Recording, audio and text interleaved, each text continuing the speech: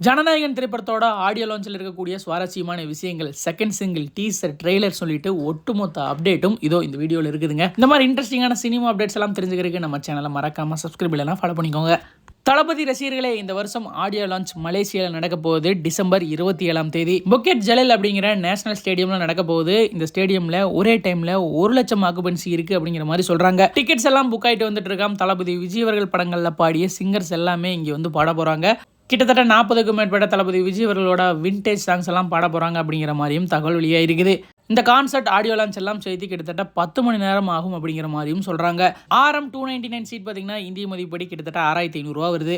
RM199 4,300 ரூபாயும், RM99 2,200 ரூபாய்க்கும் டிக்கெட்கள் விற்கப்படுதுங்க. இந்த ஸ்டேடியம் ஃபில் ஆச்சுன்னு வச்சுக்கோங்களேன், கிட்டத்தட்ட 42 கோடி வசூலாகும் அப்படிங்கிற மாதிரியும் எதிர்பார்க்கப்படுது.